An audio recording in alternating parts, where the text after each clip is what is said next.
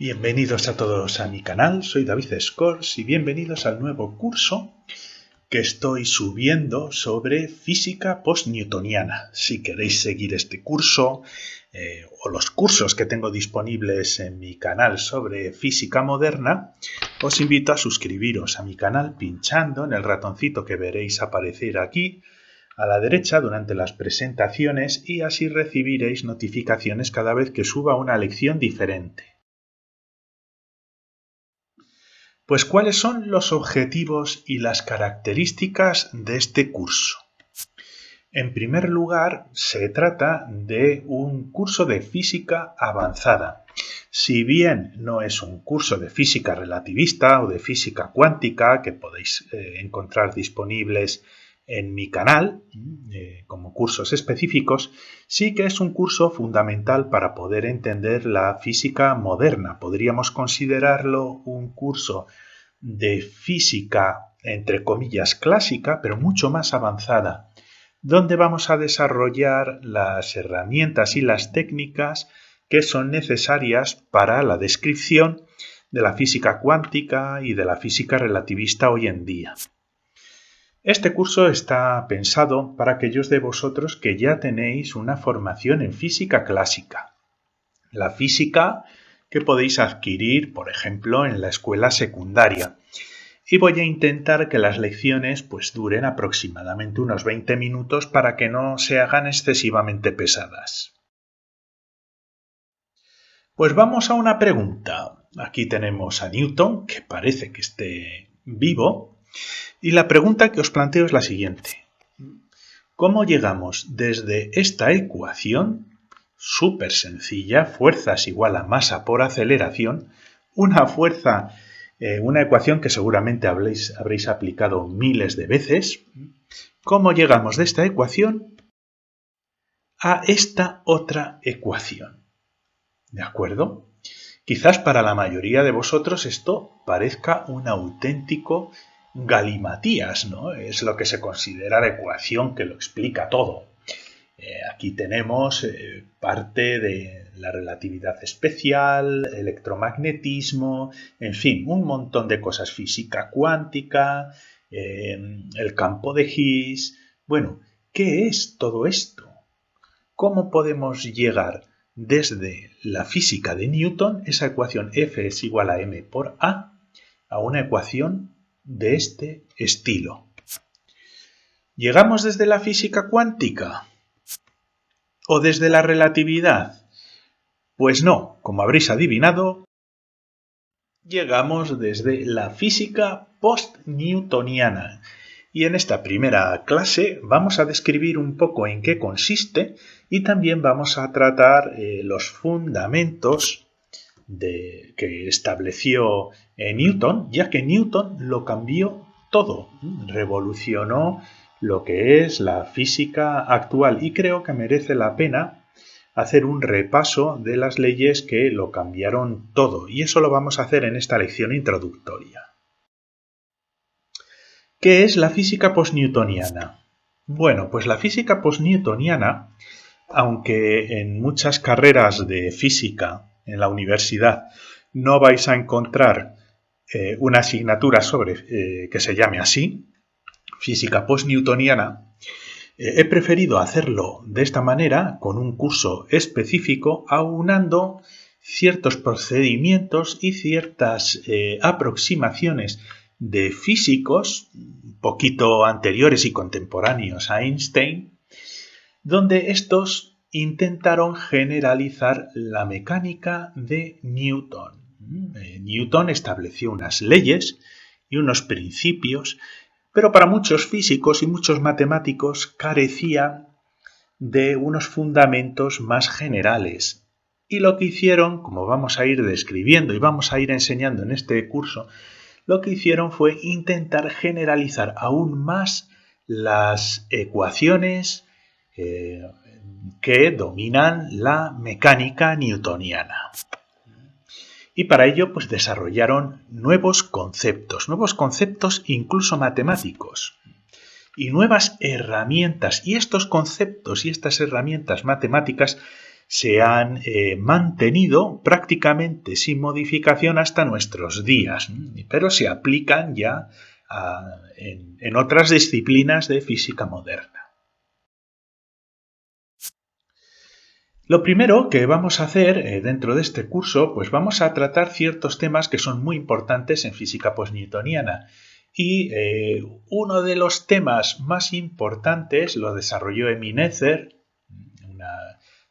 creo que era británica, estaba también junto con Hilbert, nacida en 1882 y falleció en 1935, y desarrolló lo que se llama el teorema de Noether, donde ella estableció que para cualquier sistema físico donde haya cantidades conservadas, hay unas simetrías que se conservan.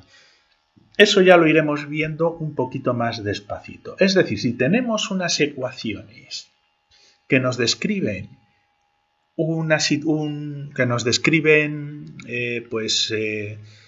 sistema físico, y esas ecuaciones contienen ciertas simetrías, siempre podemos asociar las simetrías a unas cantidades que podemos derivar a partir de variables y conceptos fundamentales en esa teoría que se conservan.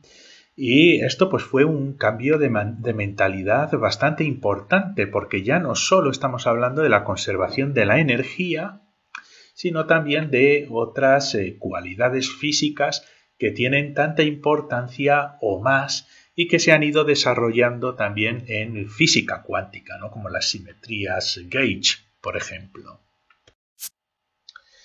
También hay que destacar, y vamos a tratar varios temas desarrollados por José Luis Lagrange, que aunque veáis el nombre así, era italiano, nacido en 1736 y fallecido en 1813, y Lagrange consiguió dar una ecuación, yo la he llamado la máster del universo, ¿no?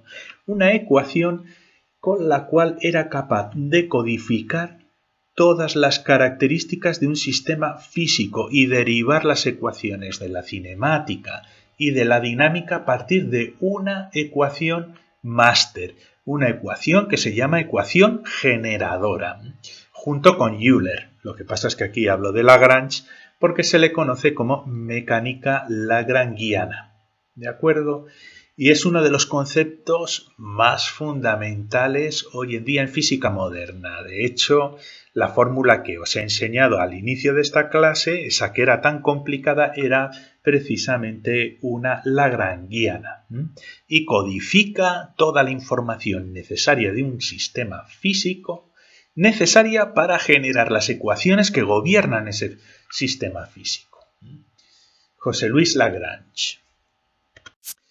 Pero bueno, vino también Hamilton y dijo, bueno, si Lagrange desarrolló la mecánica lagrangiana con una fórmula máster, él, nacido en 1805, físico británico, o irlandés, creo que era irlandés, no me acuerdo, lo podéis buscar en Wikipedia o donde sea, y fallecido en 1865, y él lo que hizo fue incluso generalizar aún más las ecuaciones necesarias para desarrollar ecuaciones que nos describen un sistema físico.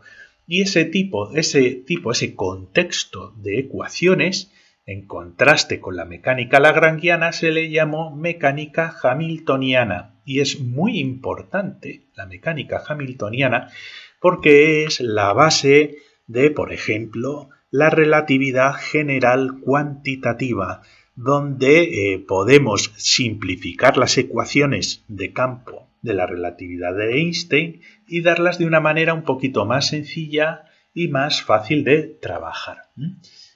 Recordad este nombre, Hamilton, y la mecánica hamiltoniana.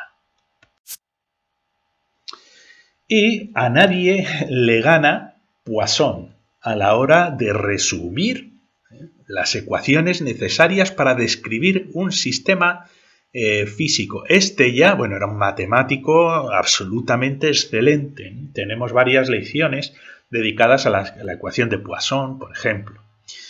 Él era francés, nació en 1781, murió en 1840 y en concreto, en la aplicación de la mecánica, él desarrolló lo que se llaman los corchetes de Poisson, donde ya es lo mínimo, un sistema mínimo con el cual codifica toda la mecánica, al menos la mecánica newtoniana, en una serie de reglas y de ecuaciones matemáticas muy sencillas, pero que son, como diría yo, son muy poco intuitivas si solo se conoce la física clásica.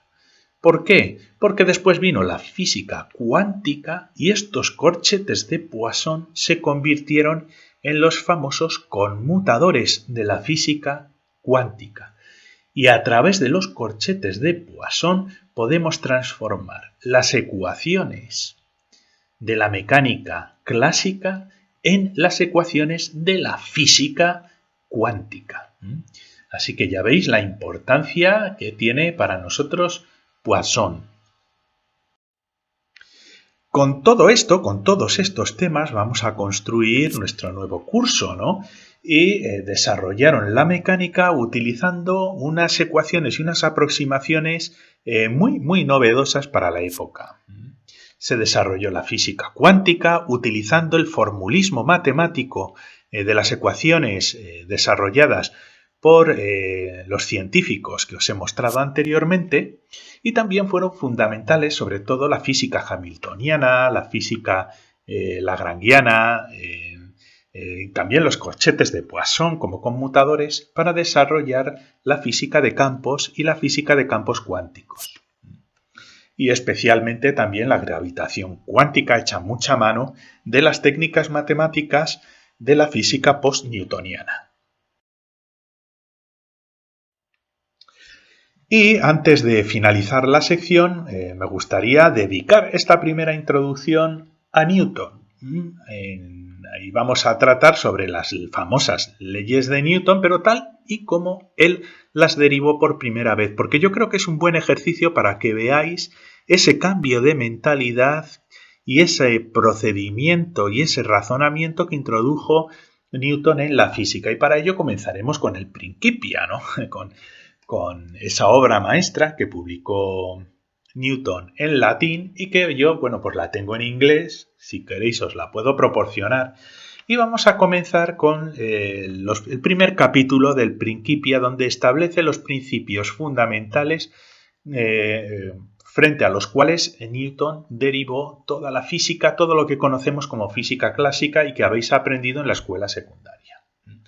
Así que Newton comenzó con unas definiciones que voy a traducir aquí, para que veáis el estilo y también ese cambio de mentalidad. Y comenzamos con la primera definición. Atención, la cantidad de materia corresponde a su medida a partir de su densidad y volumen en conjunto. Estas son las primeras definiciones. Newton comenzaba el Principia a desarrollar la mecánica con unas definiciones que quería hacer para establecerlas desde el principio, para que quedaran claras. Y en este caso lo que estaba definiendo era el concepto de materia.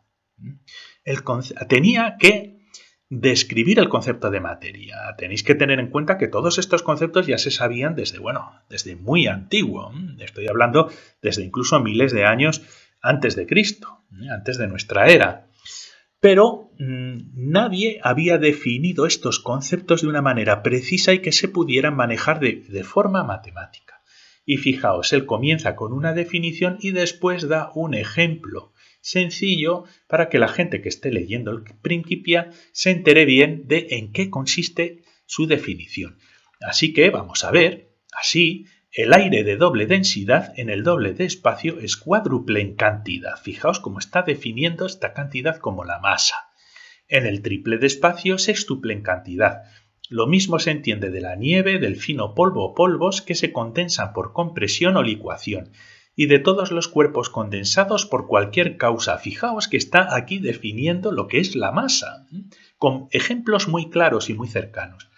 No tengo en cuenta el medio, esto sí que es importante, si existe, que está presente libremente en los intersticios entre las partes de los cuerpos. Esto es importante porque Newton definió los movimientos en un espacio vacío, un espacio que no contiene nada.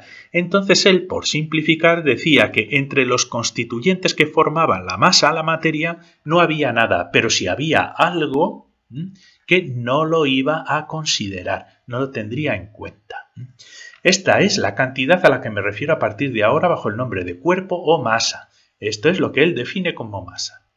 Lo mismo sobre el peso del cuerpo, ya que es proporcional al peso. Aquí fijaos que está dando esa proporcionalidad entre la fuerza gravitatoria y la masa, diciendo que la masa es proporcional a la fuerza gravitatoria. Como he averiguado en experimentos con péndulos construidos con mucha precisión y que se mostrarán más adelante. ¡Qué belleza de primera definición en la cual nos define la masa! Vamos a ver la segunda definición. La traducimos y es así. La cantidad de movimiento es la medida del mismo procedente de la velocidad y la cantidad de masa en conjunto. Esto significa por multiplicación. Aquí nos está definiendo el momento, que como también sabéis vosotros que habéis estudiado física clásica, se le denomina también cantidad de movimiento o momento lineal o momento mecánico. Newton lo definió como cantidad de movimiento. El movimiento del conjunto es la suma de los movimientos de todas las partes y por lo tanto en un cuerpo de doble cantidad con la misma velocidad el movimiento es doble, con el doble de velocidad es cuádruple. Él se refiere a movimiento aquí como cantidad de movimiento. Habría que sustituir movimiento por momento. El momento es doble, con el doble de velocidad es cuádruple. Y aquí básicamente nos está definiendo que el momento es igual a la masa por la velocidad. Tan sencillo como eso. Tan sencillo como eso. Fijaos, en un cuerpo de doble cantidad, anteriormente había definido que la cantidad es masa, de doble masa, con la misma velocidad, el momento es doble, el movimiento es doble. Vayamos a la tercera definición. Fijaos, la vis incita o la fuerza innata de la materia, Esto es la inercia. Esa característica que tiene la materia de si está en movimiento, permanecer en movimiento, si está parada, estar parada. A eso lo llamaba como fuerza innata de la materia o inercia. Es el poder de resistencia que posee cada cuerpo en él y que le hace perseverar en su estado presente, ya sea en reposo o moviéndose uniformemente hacia adelante en línea recta. Fijaos qué simplicidad en la definición. Y aquí, para explicar la definición, pues lo hace con ejemplos fácilmente comprensibles, ¿no? Esta fuerza es siempre proporcional al cuerpo que la tiene y no difiere en absoluto de la inactividad de la masa, pero nuestra manera de concebirlo. Un cuerpo que comienza desde la inactividad de su materia no es sino con dificultad sacado de su estado de reposo o movimiento. Es decir, si quieres alterar el movimiento o el reposo, la inercia de un cuerpo, tienes que hacer una fuerza. Por esta cuestión, el vis incita podría renombrarse con un nombre más significativo, vis inertiae, ¿no? O inercia, o fuerza de inactividad. Pero un cuerpo solo ejerce esta fuerza cuando otra fuerza que actúa sobre él le cambia su condición. Aquí está definiendo qué es la fuerza. La fuerza es el cambio de la inercia, es el cambio del movimiento. Y la actuación de esta fuerza podría considerarse simultáneamente como resistencia e impulso. Se considera resistencia en el sentido de que el cuerpo la opone para mantener su estado presente. Se considera impulso en el sentido de que el cuerpo, intentando no someterse, acaba cambiando su estado. La resistencia se suele ascribir a los cuerpos en reposo e impulso a aquellos en movimiento. ¿Qué significa todo este galimatías? Que si tú tienes una roca que se está moviendo sin ningún tipo de rozamiento, va a seguir moviéndose y eso lo denomina inercia, pero de tipo impulso. Sin embargo, si tenéis una roca de 80 kilos e intentáis moverla, esa fuerza que opone la roca para quedarse quieta, que también es inercia, lo llama, como ha dicho, resistencia. Sin embargo, estos ya son unos conceptos un poco obsoletos. Vamos a ver aquí. pero movimiento y reposo, como se entienden comúnmente, solo se distinguen de forma relativa. Es decir, para Newton el movimiento y el reposo es lo mismo, la inercia es lo mismo. Los cuerpos no están verdaderamente siempre en reposo, algo que se asume comúnmente. Y aquí esto es un concepto muy interesante porque Newton se da cuenta de que todos los cuerpos están sometidos a fuerzas. Todos. No hay un sistema en el que no estén sometidos a fuerza. Por lo tanto, ningún cuerpo realmente está verdaderamente en reposo. Así que muchas veces con las fórmulas pues tenemos que asumir o simplificar o simplemente despreciar fuerzas como la gravitatoria, por ejemplo. La definición cuarta. Atención, esta es muy importante. Una fuerza ejercida es una acción ejercida sobre un cuerpo para cambiar su estado, ya sea en reposo o en movimiento rectilíneo uniforme. Esta es la definición de la fuerza. La fuerza es una interacción entre dos cuerpos que va a cambiar su estado de inercia. Esta fuerza consiste solo en la acción, solo la interacción. Él considera que la fuerza es la interacción y no permanece más tiempo en el cuerpo cuando la acción ha acabado. Es decir, esa fuerza tiene lugar mientras se da esa interacción. Tiene una limitación, porque un cuerpo mantiene cada uno de sus nuevos estados que adquiere mediante la inercia únicamente. Las fuerzas ejercidas son de distintos orígenes, como percusión, presión o centrípeta. Y una vez que hemos hecho estas definiciones tan precisas, aquí ya llegamos a las famosas 3 leyes de Newton o axiomas. Axiomas significa que consideramos que estas leyes son fundamentales y ciertas siempre dentro del contexto de la teoría que estamos desarrollando. Así que vamos a por la primera ley tal y como la definió Newton originalmente.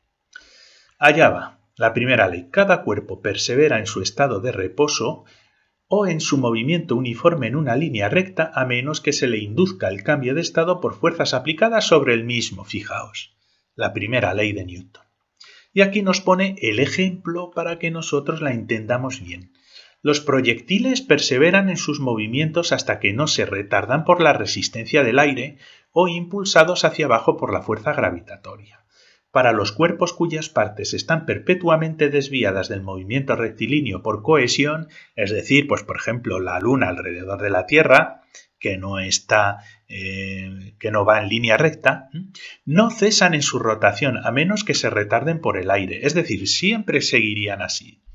Los cuerpos superiores de los planetas y cometas, tenéis que tener en cuenta que en esta época se consideraban los planetas casi divinos también, que encuentran menos resistencia en los espacios más libres, en el espacio, preservan sus movimientos progresivos y circulares durante más tiempo.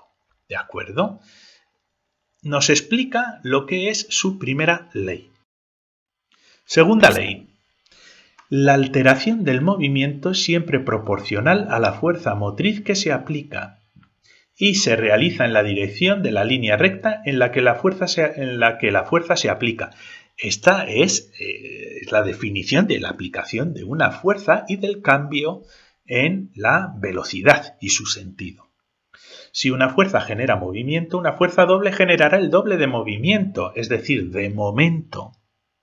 Aquí está viendo esa asociación entre la fuerza y el cambio de momento.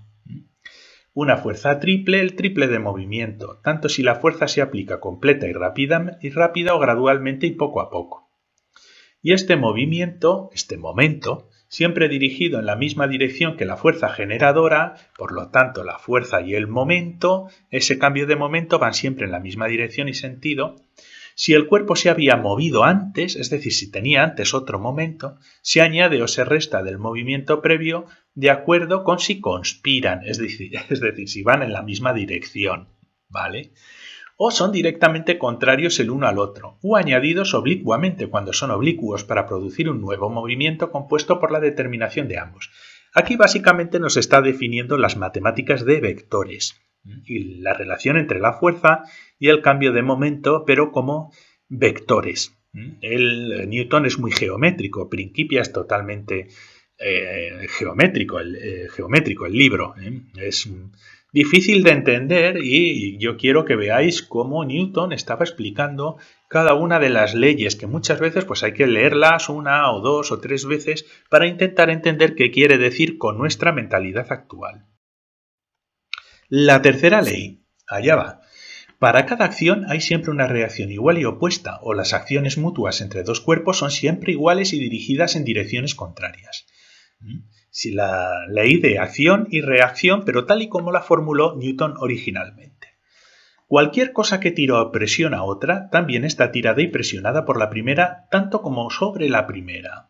Esto es por pura experiencia de Newton. Newton hizo muchos experimentos de tensión, de tiro, y se dio cuenta de que siempre tiene que haber dos fuerzas opuestas en una interacción. Por ejemplo, aquí va el ejemplo. Si presionas una piedra con tu dedo, el dedo también está presionado por la piedra. Si un caballo tira de una piedra atada a una cuerda, el caballo, si se me permite decirlo, será de la misma manera tirado hacia atrás hacia la piedra. Por la cuerda extendida por la misma acción para relajarse o estirarse, tirará del caballo hacia la piedra, tanto como la piedra hacia el caballo, y obstruirá el progreso del uno tanto como el avance del otro. Es decir, si un caballo tira de una piedra, la piedra también va a tirar del caballo, ¿no? Si un cuerpo empuja a otro y por su fuerza cambia el movimiento del otro, ese cuerpo también, debido a la igualdad de la presión mutua, también llevará a cabo un cambio igual en su movimiento. Cuando Newton habla de movimiento aquí, se refiere a momento, masa por velocidad, hacia la parte contraria. Los cambios realizados por estas acciones son iguales, no en las velocidades, pero en los, y aquí movimientos, pongo momentos, ¿vale?, de los cuerpos. No es lo mismo velocidad que momento. El momento está multiplicado por la masa.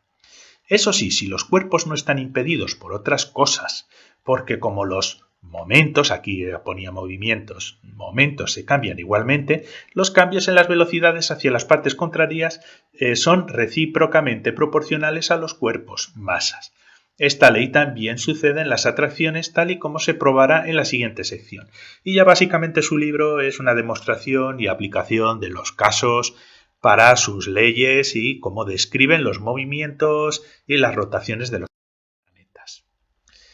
Así que bueno, en este curso lo vamos a organizar en un primer bloque, donde partiremos de las cosas más clásicas, con unos recordatorios de conceptos, pero ya con la mente de ir desarrollando estos conceptos un poquito más allá.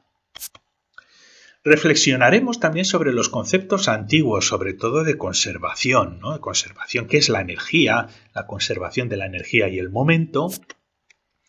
Y vamos a introducir los nuevos conceptos que nos darán lugar al curso de física postnewtoniana. Bueno, pues muchas gracias por vuestra atención, espero que os guste este curso.